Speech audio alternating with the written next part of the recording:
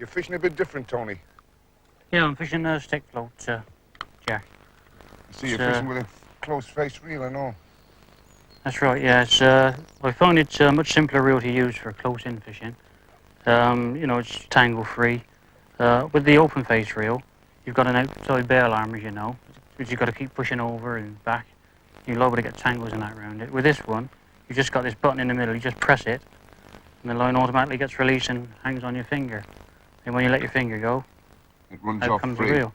And as soon as you turn the handle, the bail arm, which is just a small pin actually, and I could take this off and show you actually. It's the bail arm on this reel. So that's it. That small pin there.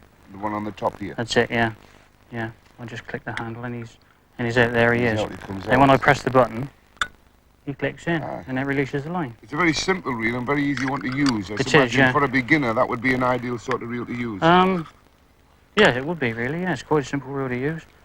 I noticed when you cast that where I would hold my line up on here to cast, you put your finger, you click it so that it's running free and leave your finger on so that the line lies alongside your finger. That's right, yeah. And then you cast. That's a good little way because I've never done it that way and it works very well. It does, yeah. It's very efficient, you know, and there's no line then between your finger and the reel anyway to get tangled up. Everything's nice and neat. Nice and neat and tidy, and you just... Straightforward, yeah. Click it, it's just click it tight. Press it, leave your finger on, your line whips on top of your finger, and then you cast. That's correct, yeah. Good. Terrific. Yeah. Why are you using a different method? Is it because you're in the first third of the river? Well, Kenny thought he'd try the waggler down the middle, which is it's easier to fish about, you know, to fish the middle of the river. A waggler's a lot easier to use.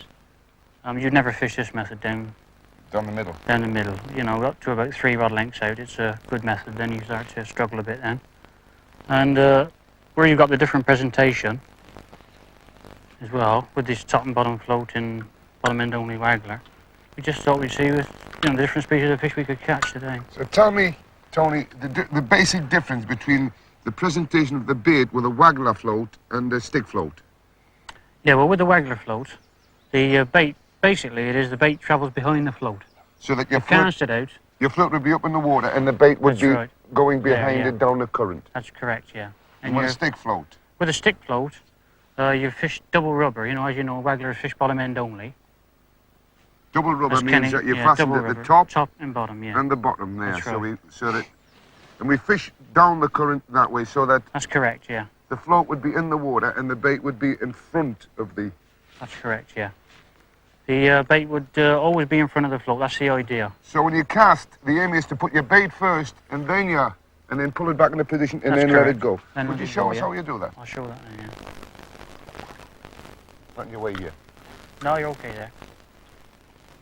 That's it, so that your bait... Pull it back. That's right. Just keep it let under it go. control then. Follow it down with a rod. And you've got a fish.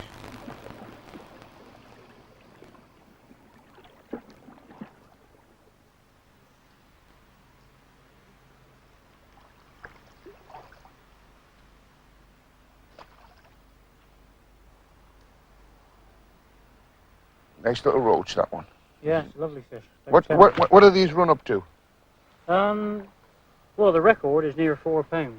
Around about 4 pounds, which is exceptional. Which makes this one a small one by comparison, but it's still a decent roach. But actually, that's a nice fish. You do catch a lot of fish around the 2 to 4 ounce mark. I'll put him off. I'll let him go before he gets into distress. There you go. Come on. You know, a 2 pound roach is regarded as specimen size. That's the, nice, pretty little fish.